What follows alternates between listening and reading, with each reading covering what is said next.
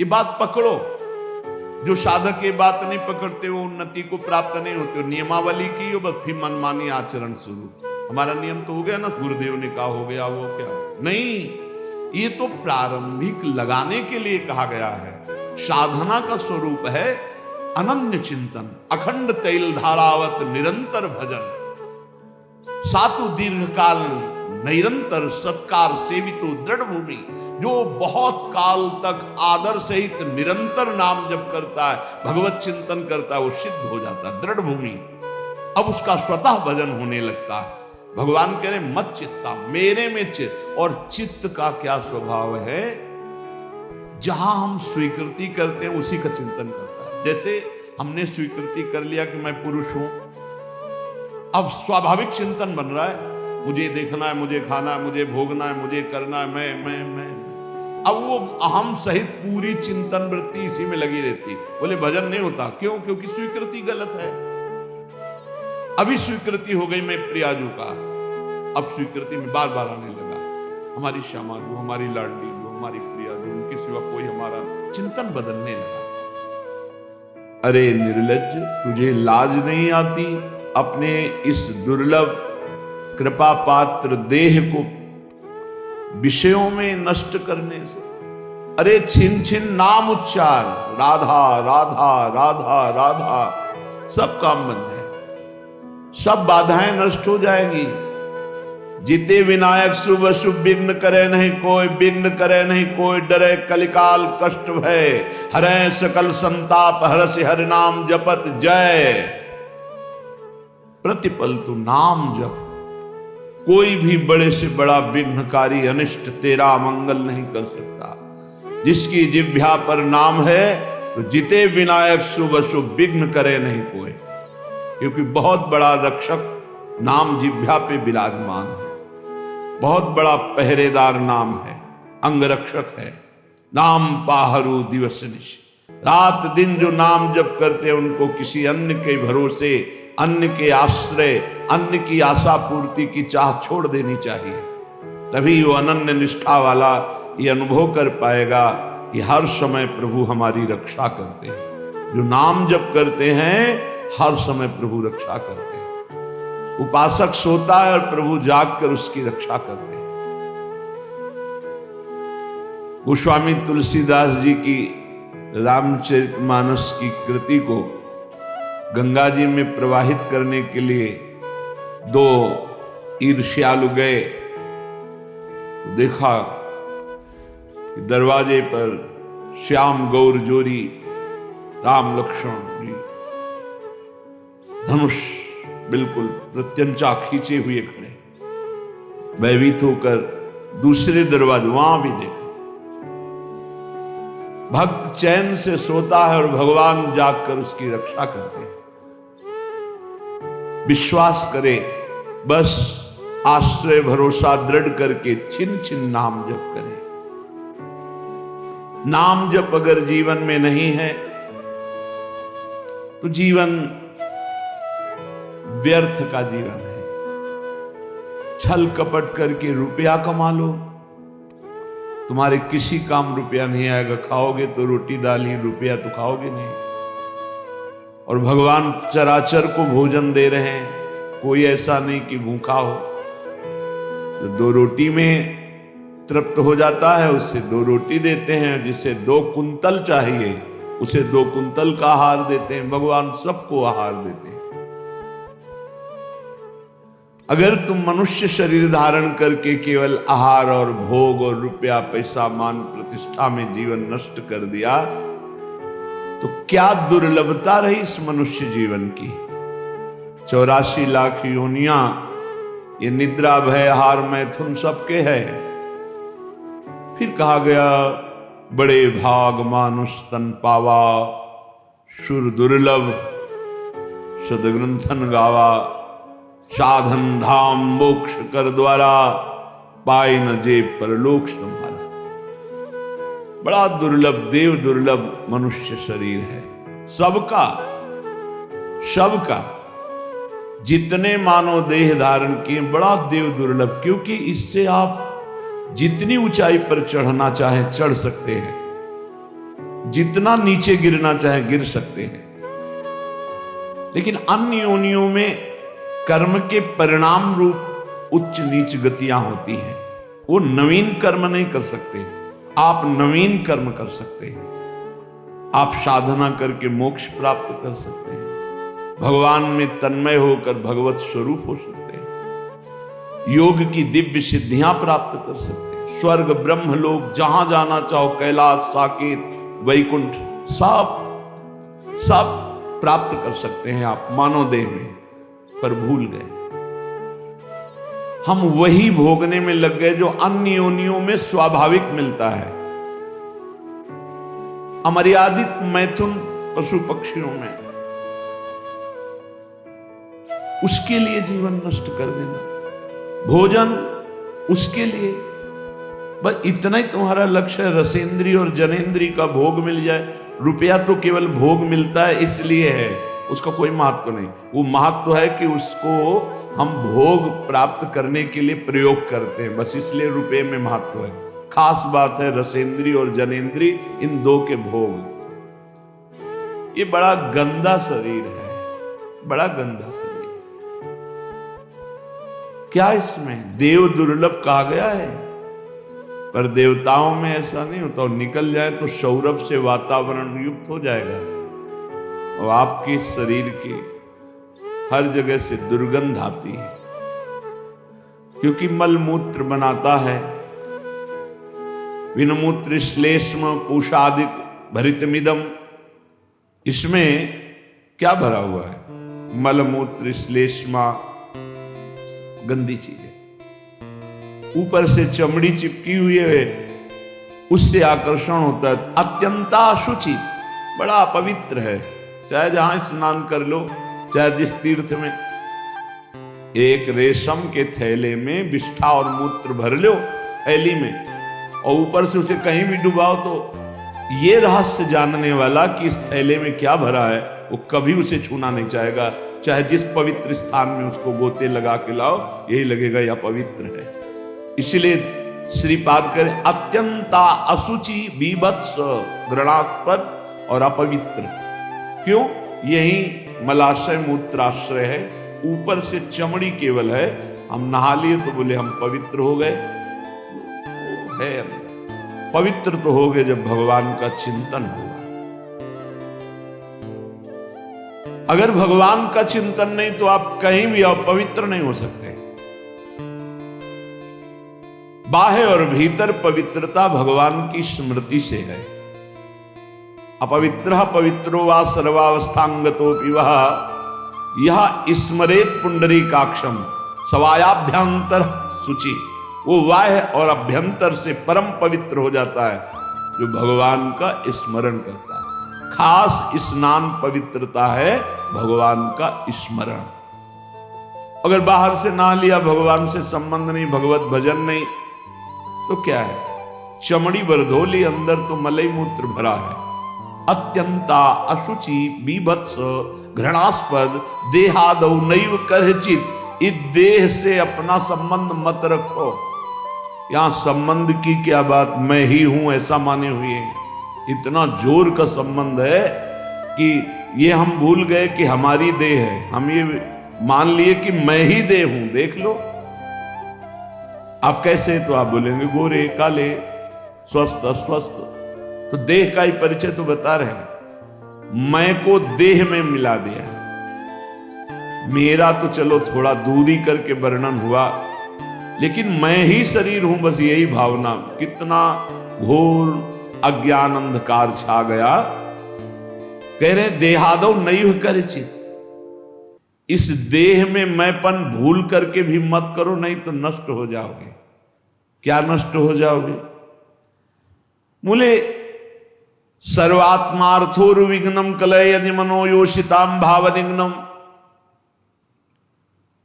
तुम्हारा परम मंगल होने के लिए मानव देह मिला और तुमने अपने को देह मान लिया, स्त्री मान लिया, पुरुष मान लिया। भोगों के लिए मन ललचाएगा, क्योंकि देह भाव में भोग है।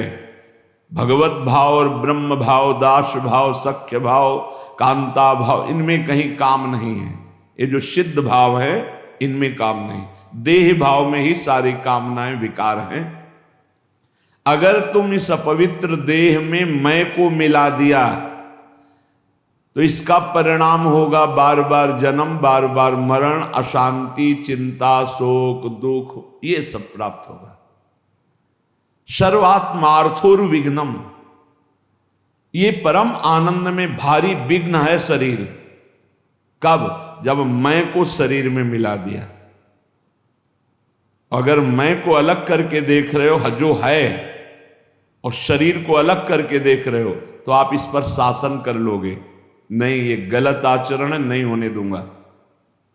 और मैं जब शरीर बन जाओगे तो आपको सुख बुद्धि होने के कारण ये ज्ञान होने पर भी कि ये गलत है आप नहीं रोक पाएंगे। सर्वात्मार्थोर्विघ्नम, केवल विघ्न ही विघ्न होगा, भारी दोष। शरीर राग से इतने दोष पैदा होते हैं, जितने ग्रंथ और पंथ हैं सब इसी के हटाने के लिए है, शरीर राग मात्र के लिए। शरीर राग से अन्य राग सब हैं। एक दो भाई, खेती का बंटवारा हो रहा है, कुछ हाथ खेती बड़े भाई वाले खेत में ज्यादा है। लड़ाई शुरू हुई, छोटे भाई ने मार डालो, बड़े भाई को मार डाला, छोटा भाई जेल गया, खेती वैसे ही पड़ी। माया का नाटक तो देखो, एक का दिव्य मानव देह जो भगवत प्राप्ति कर सकता था वो मारा गया, एक का जेल प्राप्त हो रही, दोनों अज्ञान की दशा में जीवन को नष्ट कर दिए। एक कथा, पूरा संसार इन्हीं वासनाओं के खेल में।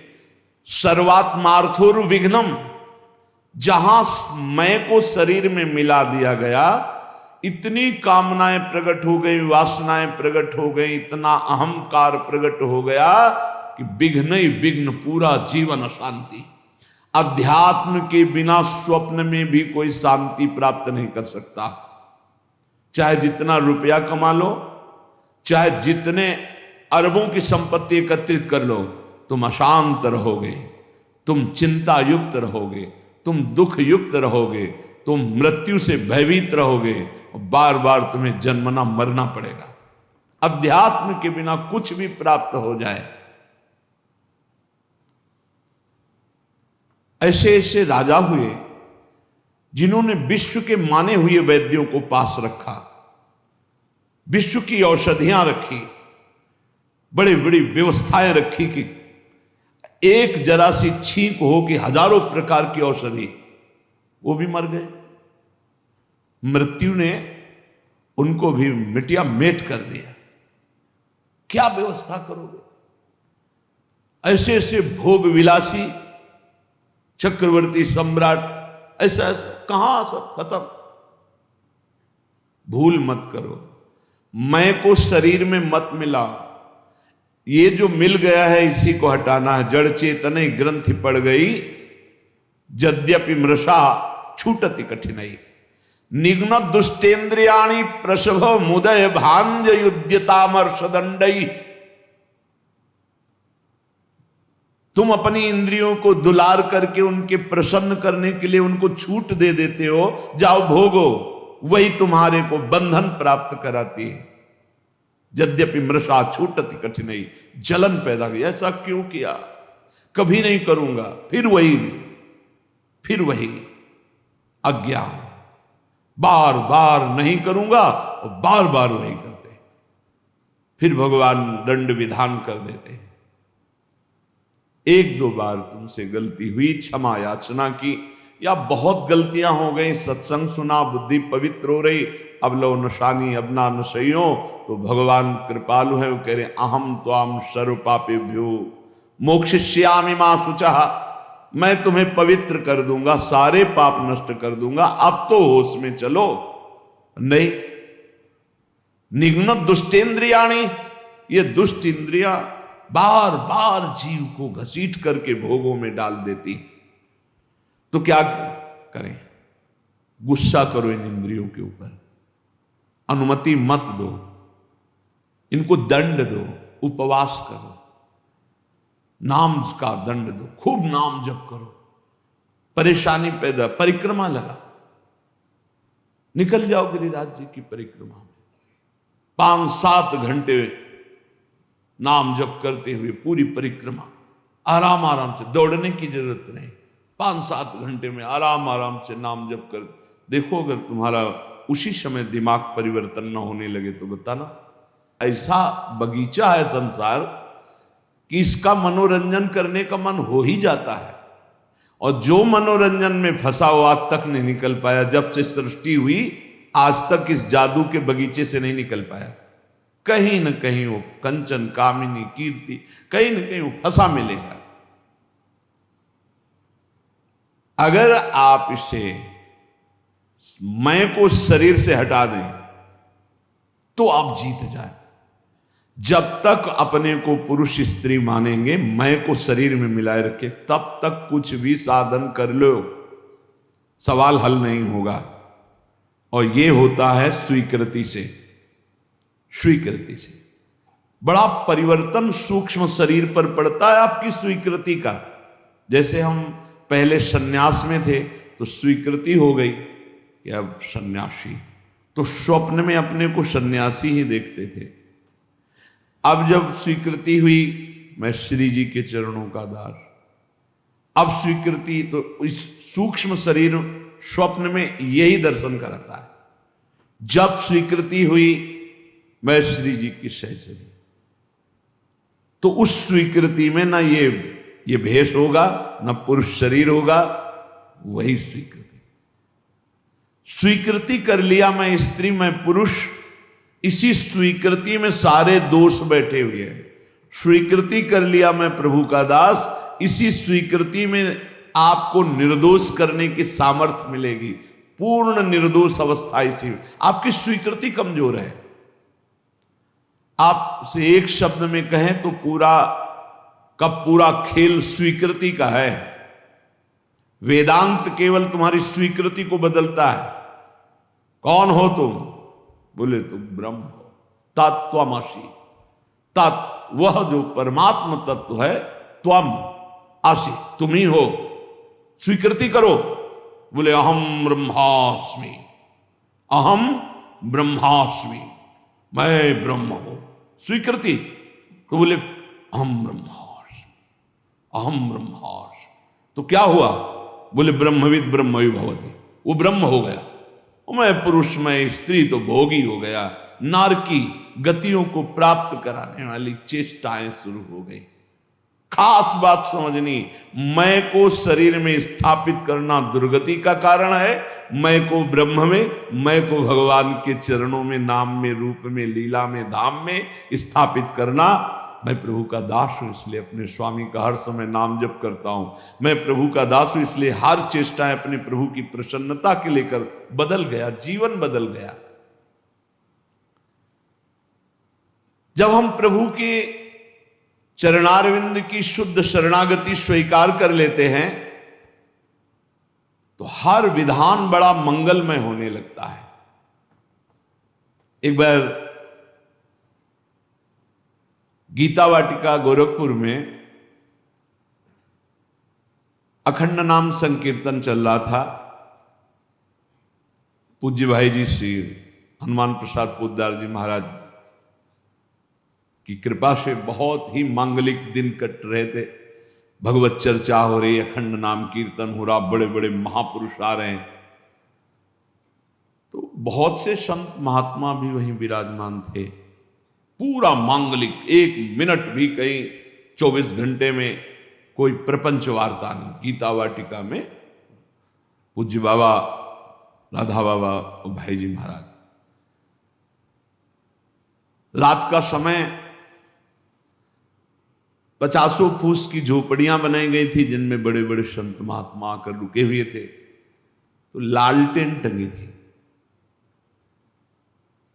लालटेन से कब क्या कैसा हुआ, घटना कैसे घटी, झोपड़ी में लालटेन टंगी है, कैसे क्या हुआ कि वो लालटेन गिरी, तेल फैला, उसमें आग फैली, वो झोपड़ी में लगी, एक झोपड़ी से दूसरी झोपड़ी, और सब संत महात्मा साधक झोपड़ियों में शयन कर हाहाकार मच गया। जल्दी जल्दी जो निकल पाए नहीं, कूद करके लोग कंबलात से ढक कर जो सो रहे थे उनको उठाकर बाहर लाए। बड़ा हाहाकार मच गया।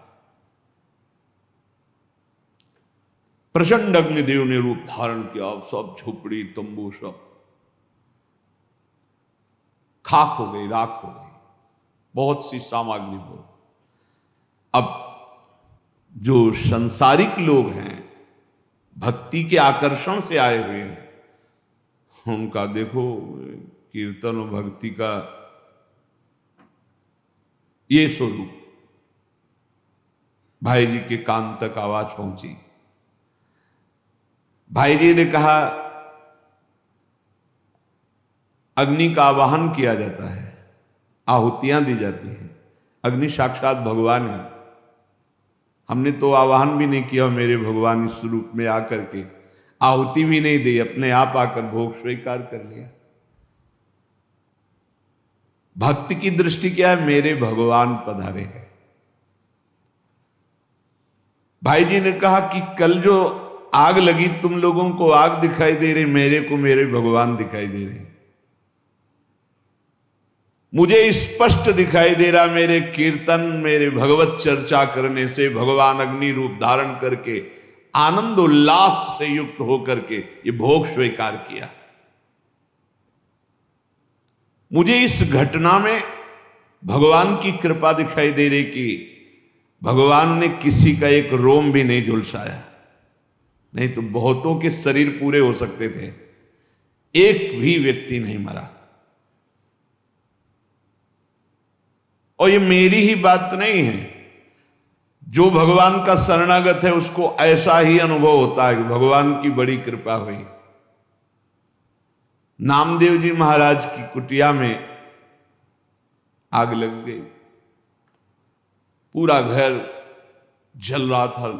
लोग दौड़े, कुछ कंबल, कुछ वस्त्र आदि जो वस्तुएं निकाल पाए, बकाया सब जल गया था।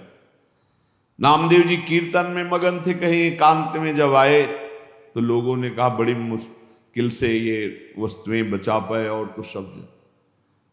तो उनका अरे भगवान आए मेरे घर और हमें तो स्वागत करना चाहिए आपने, और वस्तुएं निकाल, वो सब वस्तुएं उठा के आए। वो जो आग शांत जैसी हो रही थी, फिर धुआं उठा, फिर आग लगी, फिर वो भी जल गई। गांव के लोगों ने कहा क्या इनका दिमाग, और नाच रहे, मेरे भगवान अग्नि रूप में आए, सब भगवान की वस्तु भगवान ने स्वीकार कर ली। आह कितनी कृपा। सर्दी का समय था, आधी रात के बाद उसी राख में लेटे भगवान ने स्वयं गरुण जी के द्वारा मंगाए हुई दिव्य दिव्य लताएं औषधियों से ऐसा सुगंधित, पूरा वातावरण सुगंधित। लोग सुबह आए, देखे नामदेव जी की सुंदर कुटिया बनी हुई, और सौरभ से वो भगवान स्वयं। और भगवान ने अपना ऊपरी वस्त्र से नामदेव जी को उड़ा दिया था। उससे जान गए थे कि सब भगवान का किया हुआ। दोनों में राजी हैं, आग रूप में आए, भस्म कर दिया, जय हो। आप आकर के ऐसा निर्माण, जय हो आपकी, जोई जोई प्यारो कर सोई। लोगों ने कहा महाराज रातों रात इतना सुंदर तरण का महल बन गया एकदम, और इतनी सुगंधित, इतना आकर्षण, हम भी बनवाना चाहते हैं। बोले हाँ, हमारा कारीगर बड़ा महंगा है। कितना रुपया लेगा? बोले जितना है सब जला दो, उसके बाद वो आएगा। अपने घर फूंक तमाशा देखे तब हमारा कारीगर आता है, एक भी नहीं बचना चाहिए। आसक्ति और राग का विषय। भाई जी महाराज बोले जो उपासक सर्वतोभावेन भगवान को समर्पित है, चाहे वो भक्त हो या ज्ञानी हो, वो हर घटना में निश्चल और भगवत कृपा को देखता रहता है। वो वास्तविक भगवत कृपा होती है। बहुत बहुत बहुत उत्तम। भगवान के विधान को आप समझना शुरू कर देना तो हर चेष्टा भगवान आपको ऊपर उठाने के लिए करते हैं।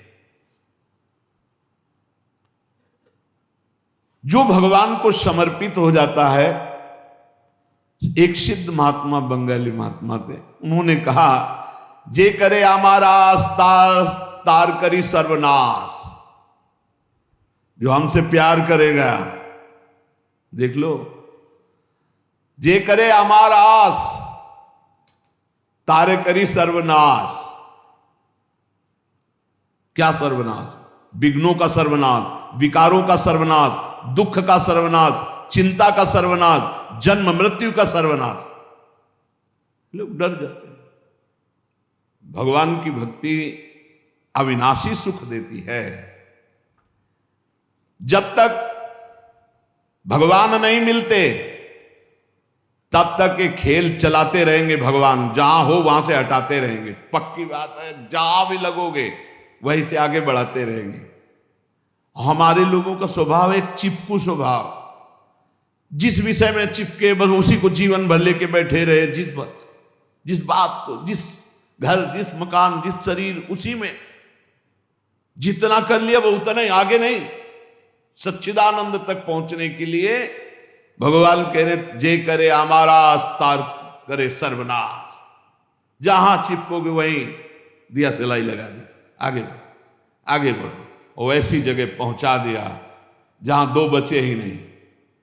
प्रेम गलियत साकरी तामे दो, दो नहीं है, दो नहीं, पक्का दो नहीं भाई, एक ही एक है, एक ही, एको हम, एको ब्रह्म द्वितीयो नास। पक्का समझो, द्वितीयो नास्ति। ये जो दो दिखाई दे रहा है, द्वैत दिखाई दे रहा है, इसी का सर्वनाश करते हैं भगवान। इसी का नाश करते हैं, द्वैत का नाश करते हैं, अनेकत्व का नाश करते हैं, विकारों का नाश करते हैं। इसीलिए सर्व शब्द है।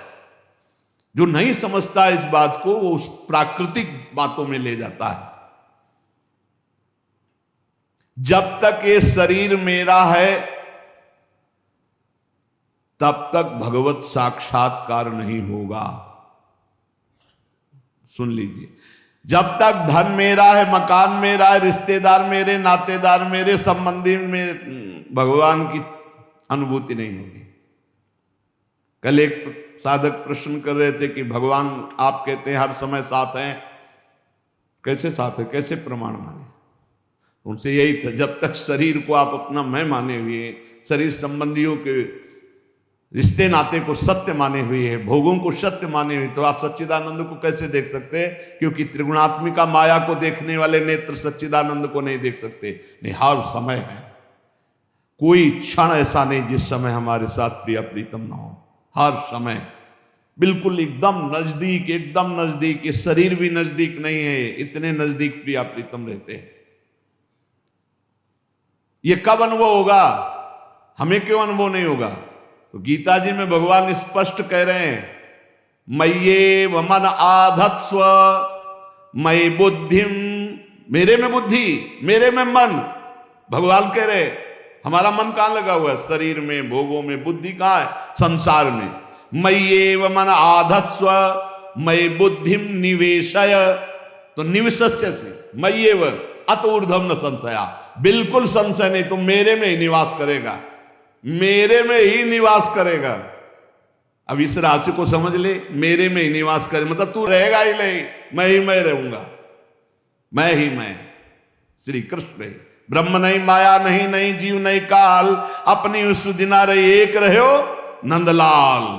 ये समझो, केवल हमारा कर्तव्य इतना है इस मानव देह को लेकर, मय्येव मन आधत्स्व मयि बुद्धिम निवेशय।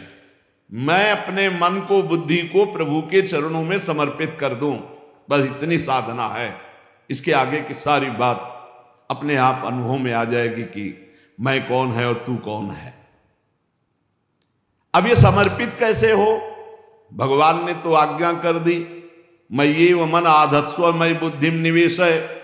तुम्हारा कर्तव्य है कि तुम अपना मन और बुद्धि मेरे में लगा दो। तो भगवान उसका साधन भी बता रहे हैं, बहुत जोर का साधन बता रहे हैं।